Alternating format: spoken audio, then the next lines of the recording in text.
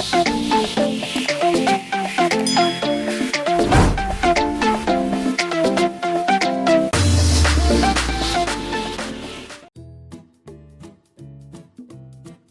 everyone and welcome back to my YouTube channel. Kung bago ka sa channel ko, hit subscribe for more videos. And for today's tutorial guys, it will be another episode of paano nga ba mag-start mag-crochet.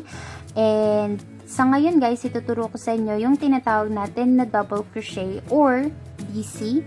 So guys, sa aking other episodes, tinuro ko na sa inyo yung slip knot, yung foundation chain, your single crochet, and half double crochet. Ngayon, pupunta na tayo sa double crochet. So yung double crochet guys, it is the mostly used. Ito yung pinaka-tingin ko ginagamit na stitch sa crocheting.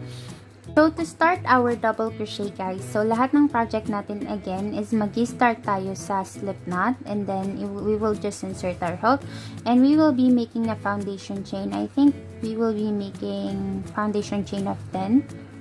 5, 6, 7, 8, 9, and 10. Guys, kung hindi nyo pa alam gumawa ng foundation chain, again, yung mga previous episode ko, ipuput ko yung link sa description box below para mapanood nyo siya. Kasi kailangan yung matutunan yun bago kayo magpunta dito sa double crochet. So, once guys na meron na tayong 10 chain, ang gagawin natin, i-block off natin itong last chain, which is the 10th chain from the hook. Ang gagawin natin guys, since gagawa tayo ng double crochet, mag-a-add tayo ng dalawa pang chain. So 1 and 2. Kapag meron na tayong 10 chain, so meron na tayong total of 12 chain, diba? So i-skip lang natin itong dalawang chain guys na in-add natin. So yung 1 and 2, mag-skip tayo, mag-work tayo dito sa pangatlong chain from the hook.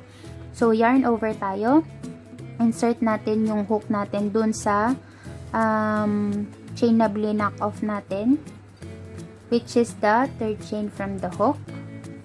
So yarn over tayo, ulitin ko, yarn over, and then count ka lang, skip ka ng 1, 2, 3 dito sa third chain, pasok mo yung hook mo, and then pull up a loop, hilain mo tong yarn, meron kang 3 loops sa iyong hook, diba?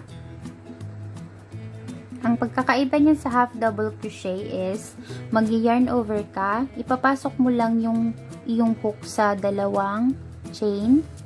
Yan. So meron ka pang dalawang loops na natitira.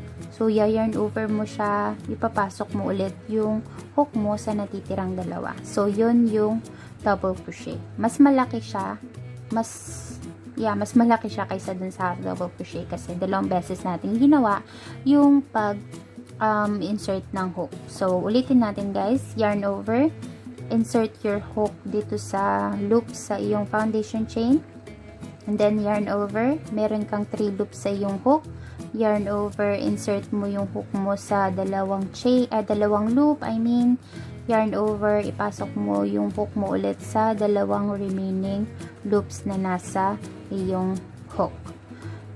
There you go. So, you have a total of 1, 2, 3. Ang main reason guys kaya tayo nagba-block off is gusto natin magkaroon ng ganito. Ito kasi yung bibilangin na natin siya as our first double crochet eh. So, kaya tayo nag-block off kanina. So, ngayon, tuturo ko sa inyo ulit for the last time kung paano gumawa ng double crochet. So yarn over guys, insert mo yung hook mo sa loop dito sa chain, and then pull up a loop on your yarn, mayroon kang 3 loops sa iyong hook, yarn over ulit, pull up your hilain mo yung iyong hook papunta sa dalawang loops, yarn over mo siya, ipasok mo yung iyong hook sa remaining 2. So yun yung ating double crochet.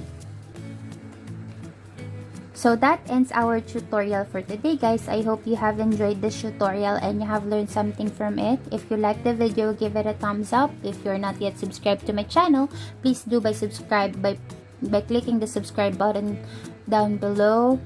Tapos, kung gusto mong ma-notify right away kung nag-upload ako ng video, hit that notification bell as well. And I thank you so much guys for joining me today. You do have a good one. See you on my next video. Goodbye!